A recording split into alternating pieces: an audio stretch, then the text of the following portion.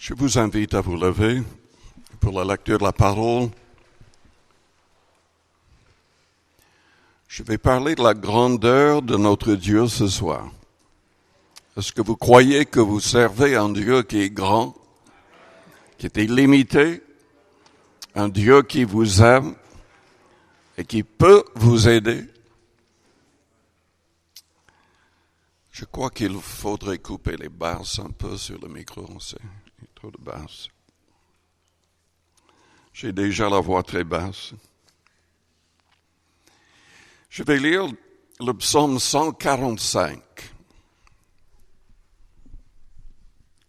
145. Louange de David. Je t'exalterai, ô mon Dieu, mon roi, et je bénirai ton nom à toujours et à perpétuité. Chaque jour je te bénirai, et je célébrerai ton nom à toujours et à perpétuité. L'Éternel est grand et très digne de louange, et sa grandeur est insondable. Que chaque génération célèbre tes œuvres et publie tes hauts faits. Je dirai la splendeur glorieuse de ta majesté, je chanterai tes merveilles. On parlera de ta puissance redoutable, et je raconterai ta grandeur. Qu'on proclame le souvenir de ton immense bonté, qu'on célèbre ta justice. L'Éternel est miséricordieux et compatissant, lent à la colère et plein de bonté. L'Éternel est bon envers tous, et ses compassions s'étendent sur toutes ses œuvres.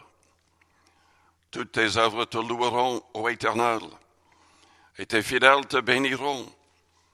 Ils diront la gloire de ton règne, et ils proclameront ta puissance, pour faire connaître aux fils de l'homme ta puissance et la splendeur glorieuse de ton règne. Ton règne est un règne de tous les siècles, et ta domination subsiste dans tous les âges. L'Éternel soutient tous ceux qui tombent, et il redresse tous ceux qui sont courbés. Les yeux de tous espèrent en toi, et tu leur donnes la nourriture en son temps. Tu ouvres ta main, et tu rassasies à souhait tout ce qui a vie. L'Éternel est juste dans toutes ses voies, et miséricordieux dans toutes ses œuvres. L'Éternel est près de tous ceux qui l'invoquent, de tous ceux qui l'invoquent avec sincérité. Il accomplit les désirs de ceux qui le craignent. Il entend le cri et il les sauve. L'Éternel garde tous ceux qui l'aiment, et il détruit tous les méchants. Que ma bouche publie la louange de l'Éternel, et que toute chair bénisse son saint nom, à toujours et à perpétuité. Père céleste, nous te louons, nous te bénissons ce soir. Nous te demandons d'agir dans nos cœurs, dans nos vies, dans nos corps. Seigneur, délivre les captifs ce soir, guéris les malades. Remplis-nous de ton Esprit Saint. Seigneur, ouvre nos yeux spirituellement, afin que nous puissions voir ta grandeur, que la foi s'élève dans nos cœurs, et que tous soient plus que vainqueurs, avec les yeux fixés sur Jésus-Christ. Sois loué, sois adoré ce soir, au nom de Jésus-Christ. Amen. Vous pouvez vous asseoir.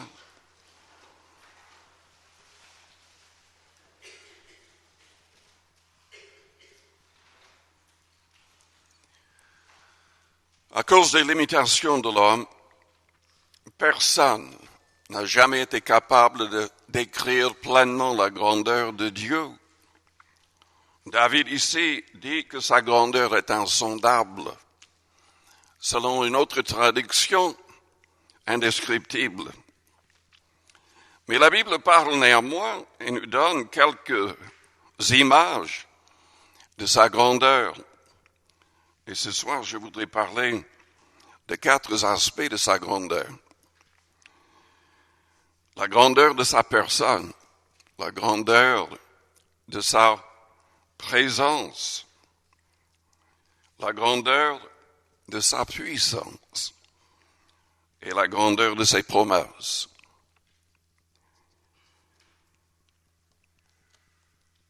Qu'est-ce qui détermine la grandeur d'un homme? Certaines personnes diraient ses richesses, peut-être sa célébrité, peut-être sa position. Mais l'histoire prouve que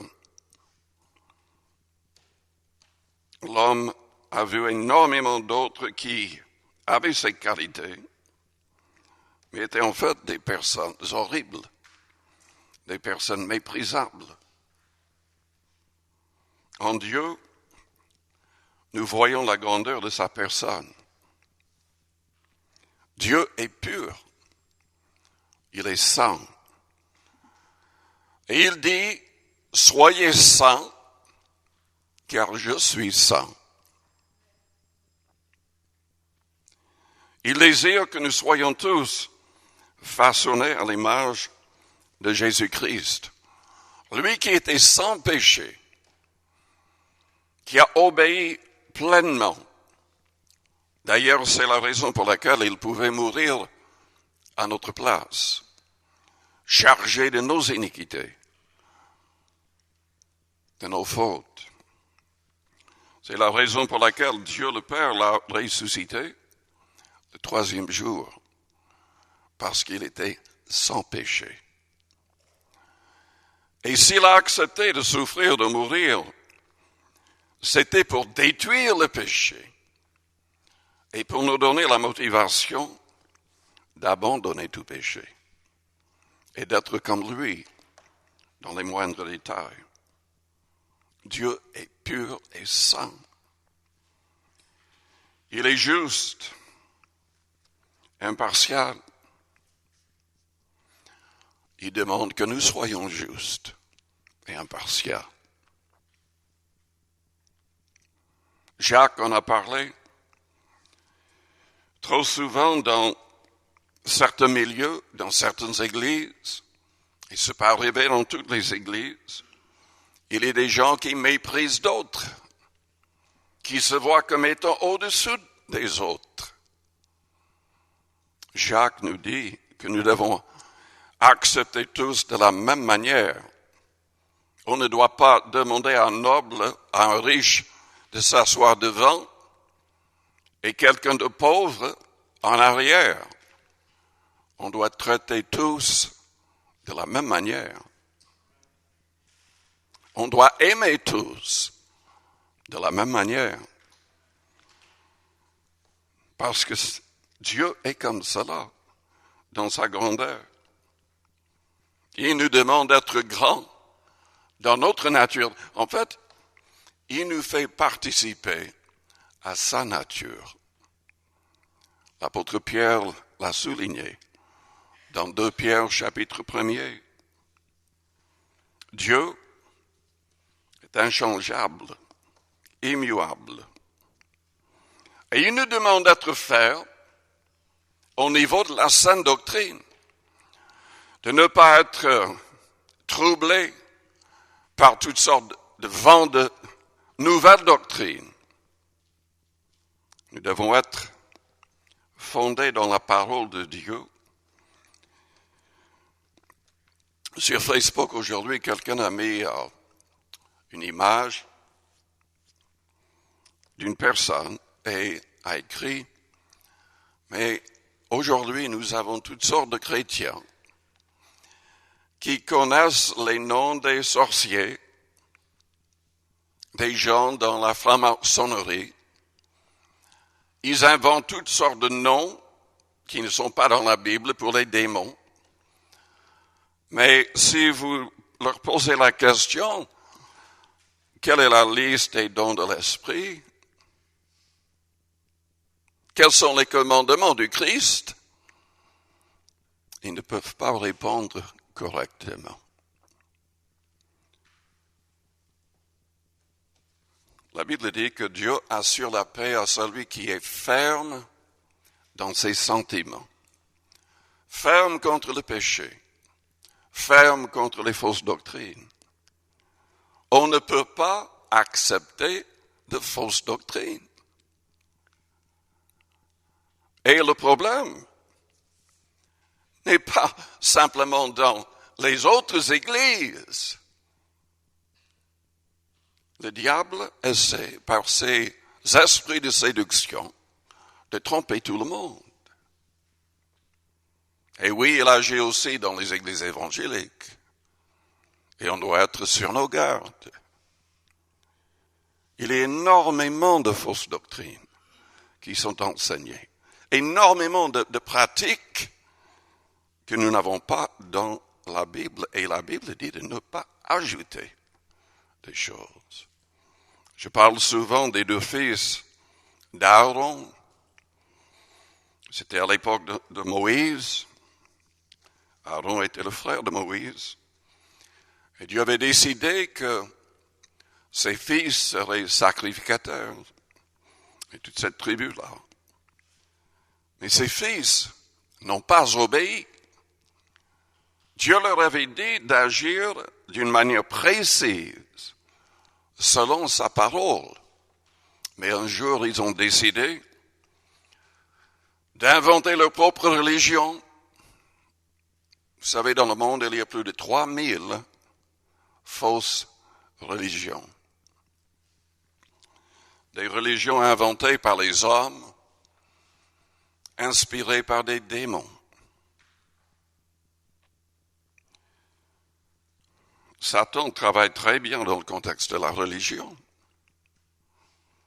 Il éloigne plus de personnes de Dieu par la religion que par d'autres choses.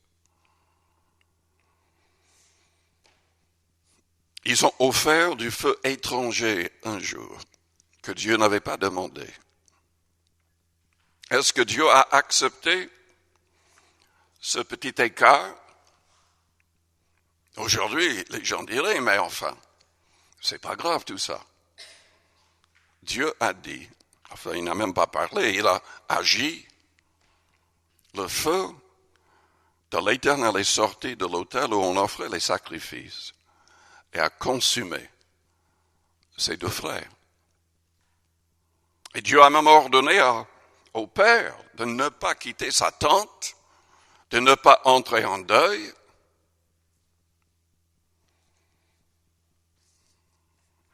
Dieu déteste les fausses doctrines et les faux pratiques religieuses plus que toute autre chose au monde. Pour lui, c'est pire que meurtre, c'est pire que le viol.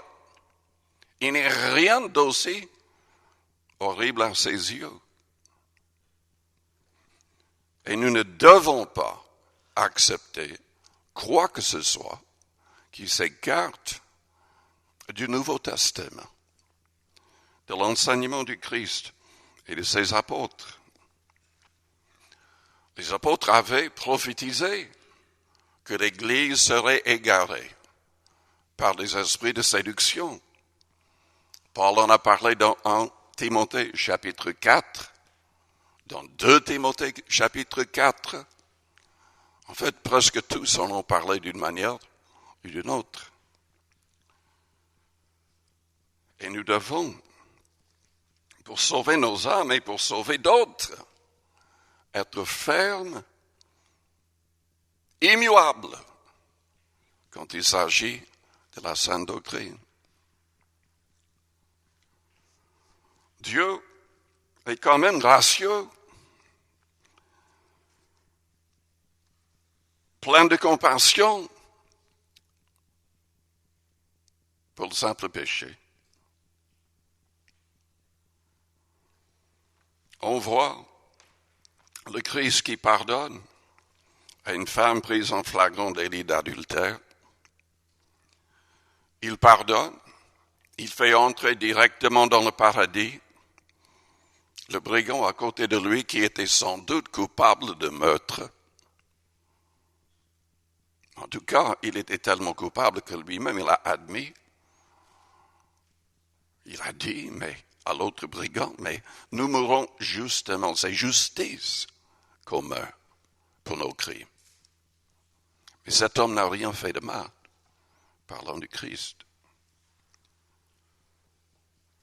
La Bible dit dans Ésaïe 55 que Dieu ne se lasse pas de pardonner. Il est miséricordieux. Il est gracieux. Et il nous ordonne d'être gracieux. Que toutes nos paroles soient assaisonnées de sel. Qu'elles soient gracieuses. Qu'on sache répondre, défendre la foi avec respect commun. Sans insulter. Jésus a dit dans Matthieu 5 que c'était particulièrement grave d'insulter, qu'on était prêt à être jeté dans la géhenne si on n'était pas gracieux dans sa manière de parler, si on était insultant. Dieu est amour. Dieu est amour. Et il nous ordonne d'aimer même nos ennemis.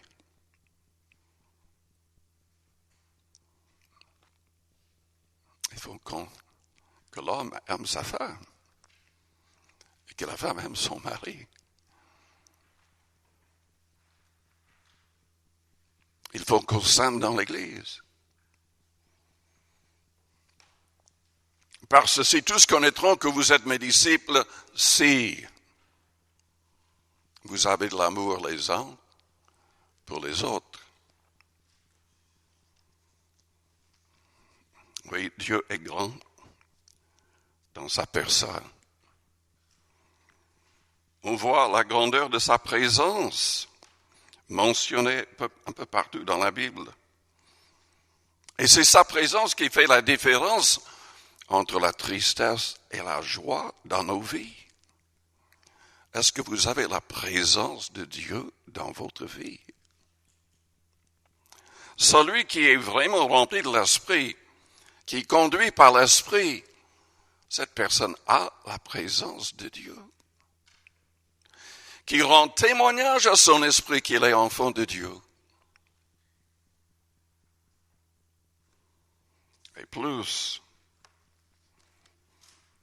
on prie par l'Esprit, plus on a la joie. Paul pouvait dire « Soyez toujours joyeux ». Et lui, il était joyeux même au milieu des conflits. Battu de verge, flagellé, lapidé, il continuait quand même. Il annonçait le Christ. Il se réjouissait toujours dans le Seigneur. Comment? Parce qu'il reste rempli de l'Esprit. Je rends grâce à Dieu de ce que je parle en langue plus que vous tous. Il disait aux Corinthiens, celui qui parle en langue s'édifie lui-même. Vous savez ce qui est magnifique quand il s'agit de la présence de Dieu? C'est le simple fait d'avoir le Saint-Esprit avec nous, en nous, d'être conscient de sa présence.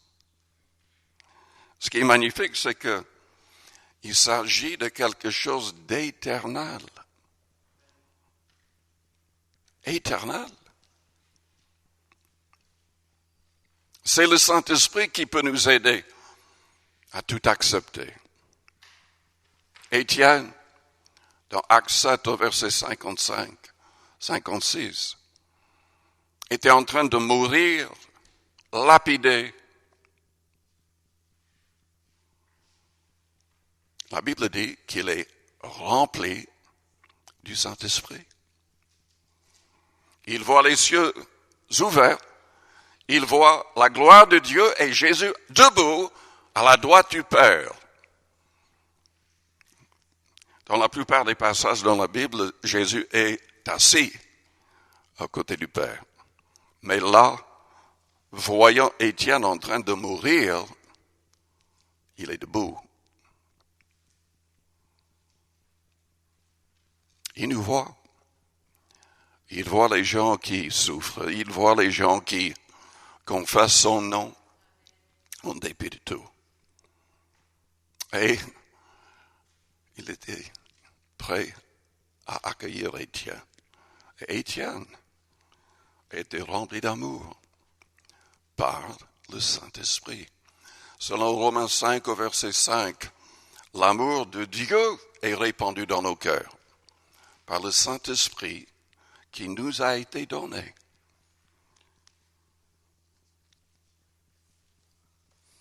C'est sa présence qui amène le repos.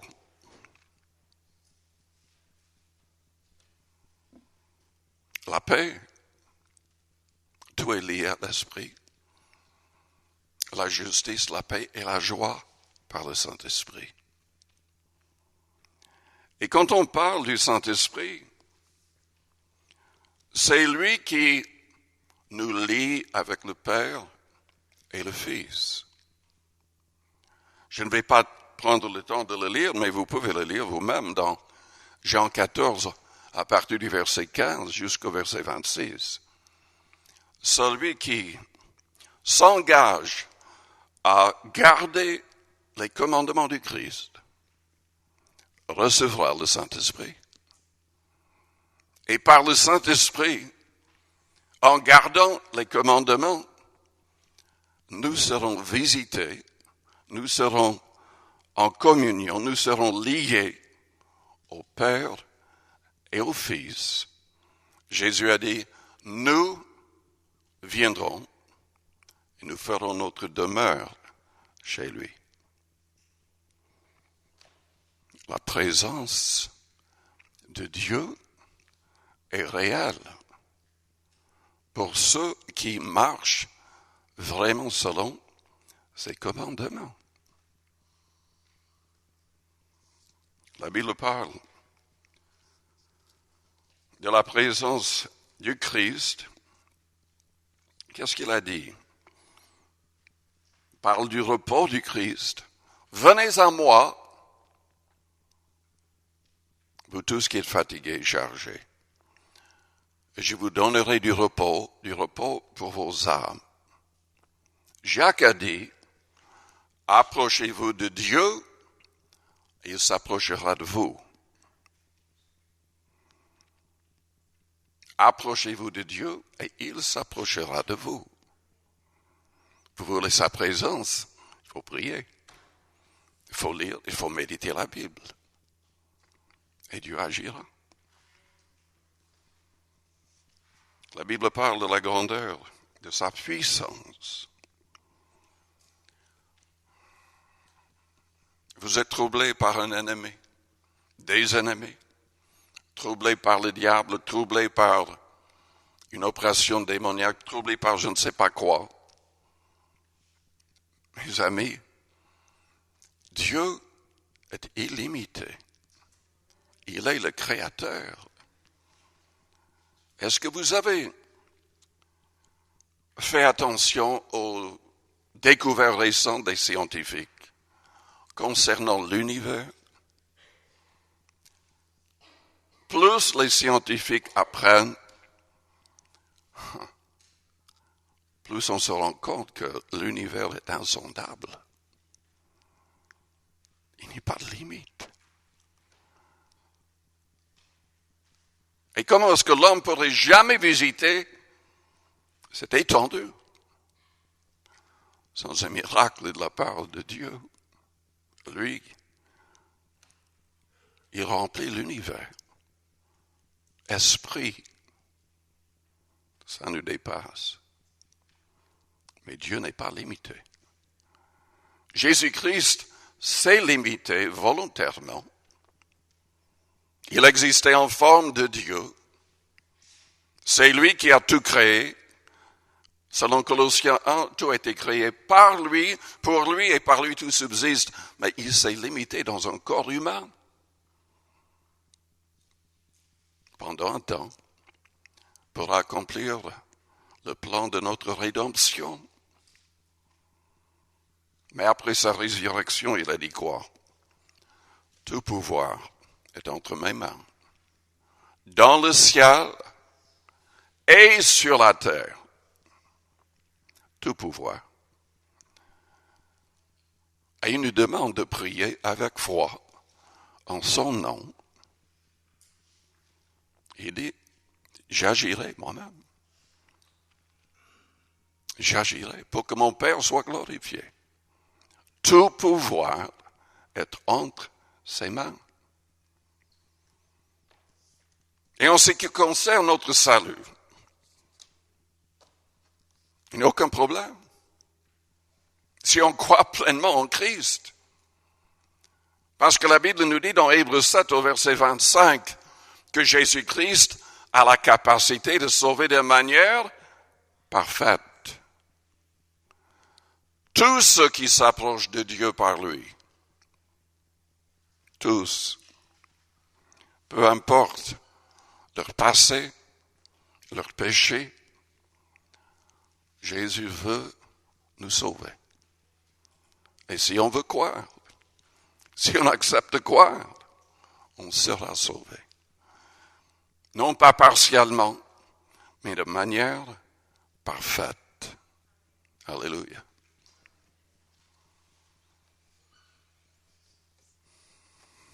Il a la puissance de nous garder. Selon 1 Corinthiens 10, au verset 13, il ne permet pas qu'on soit tenté au-delà de nos forces. Selon Jude, qui n'a qu'un seul chapitre, le verset 24 nous dit qu'il peut nous garder de toute chute et nous présenter au Père irrépréhensible et dans la joie, dans l'allégresse. La Bible parle de la grandeur de ses promesses. Il tient ses promesses. Il tient toutes ses promesses. Et toutes les prophéties s'accompliront. Toutes.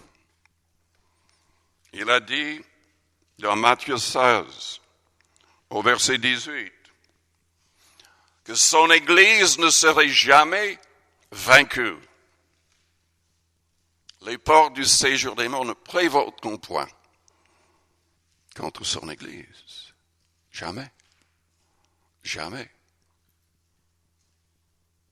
Il pourvoira à tous nos besoins, selon Philippiens chapitre 4. Si on est fidèle en soutenant son royaume, ses missionnaires, c'est ça la condition si on lit tous les chapitres. Il ne nous abandonnera jamais. Il a dit, je suis avec vous tous les jours jusqu'à la fin du monde. Et il va revenir nous chercher. S'il est parti, le Créateur de l'univers, c'est pour nous préparer une place. Et la Bible déclare, enfin, est-ce que vous êtes parfois ébloui par les bâtiments, différents bâtiments dans le monde, par l'architecture, et même par la beauté de la création sur terre?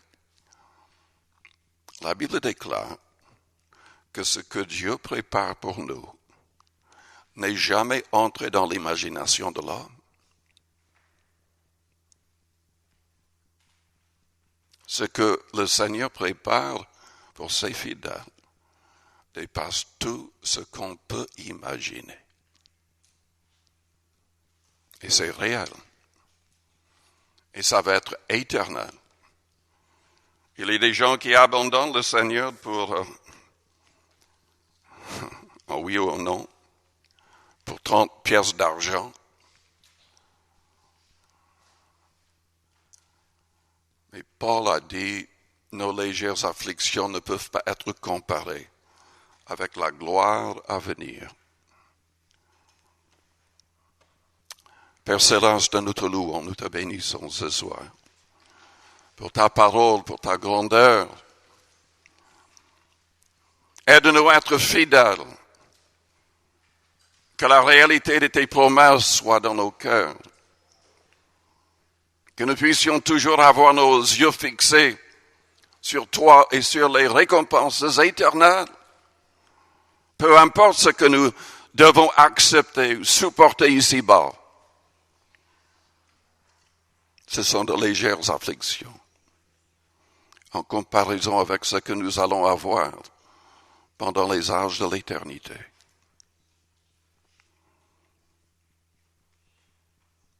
Je vous invite à vous lever.